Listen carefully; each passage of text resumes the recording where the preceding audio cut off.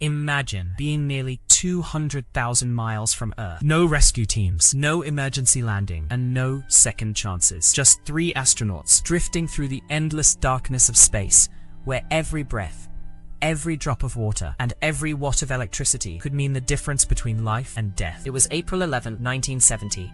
The United States launched Apollo 13, another mission to the moon that many believed would be routine. After the triumphs of Apollo 11 and Apollo 12, the world had grown comfortable with lunar missions. But space never becomes routine. Commander Jim Lovell, Command Module pilot Jack Swigert, and Lunar Module pilot Fred Hayes lifted off aboard the mighty Saturn V rocket from Kennedy Space Center, bound for the Fra Mauro Highlands. For nearly 55 hours, everything unfolded exactly as planned. The spacecraft cruised silently through space. The crew completed routine tasks, checked navigation, and even gave a live television broadcast from orbit. Ironically, almost nobody watched. People believed they already knew how the story would end. They couldn't have been more wrong. Then came one simple command. A command so ordinary that no one questioned it. Stir the oxygen tanks. Jack Swigert reached for the switch and flicked it. A heartbeat later, bang, the entire spacecraft shuddered. Warning lights exploded across the control panels. Instruments began failing one after another. Oxygen, the very thing keeping the astronauts alive, was escaping into space. Swigert's calm voice broke the silence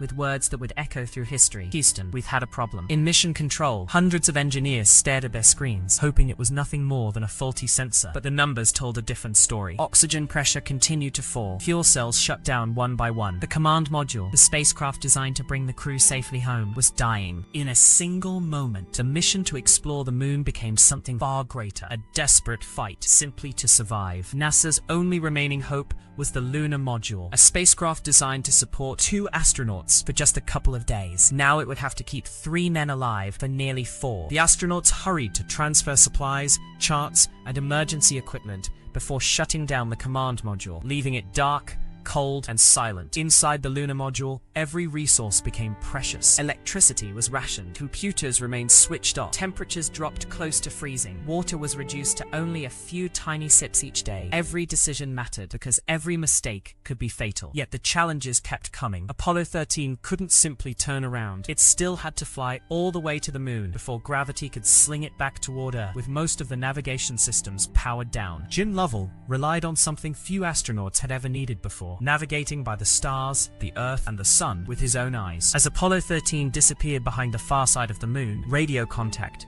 vanished completely. For several agonizing minutes, mission control heard nothing. No voices, no telemetry, only silence. Then at last, the signal returned. The slingshot had worked. Apollo 13 was finally heading home, but the greatest test still lay ahead. The crisis wasn't over. Every breath inside the lunar module filled the cabin with carbon dioxide, and the spacecraft's air filters were never designed to handle 3 astronauts for so long. Spare filters existed, but they didn't fit. The command module used square canisters. The lunar module accepted round ones. It seemed impossible. Yet hundreds of NASA engineers refused to accept defeat. Using nothing more than cardboard, plastic bags, hoses, tape, flight manuals, they designed an improvised adapter from materials already on board the spacecraft. The astronauts carefully assembled the device, following instructions transmitted from Earth, one step at a time. Then they switched it on. Slowly, the carbon dioxide levels began to fall. Against impossible odds, it worked. Days later, after enduring freezing temperatures, dehydration, exhaustion, and unimaginable stress, the crew prepared for one final challenge: re-entry. They separated the shattered service module and finally saw the devastating damage left by the explosion. They released the lunar module, their faithful lifeboat, and watched it disappear forever into space. Then Apollo 13 plunged toward Earth at nearly 25,000 miles per hour, wrapped in a blazing shell of plasma that silenced all communication. Mission control counted every second of the blackout. 1 minute, 2 minutes, 3, longer than expected. Then a faint crackle filled the room. Apollo 13 was alive. Moments later, 3 giant parachutes blossomed above the Pacific Ocean, carrying the capsule safely home. The mission had failed to land on the moon, but it had accomplished something far greater. It proved that courage, teamwork, calm leadership, and human ingenuity can overcome even the most impossible circumstances. Apollo 13 wasn't remembered as NASA's greatest disaster. It became one of humanity's greatest survival stories. If you enjoy watching the content, subscribing to the channel is the best way to support the work and never miss future updates.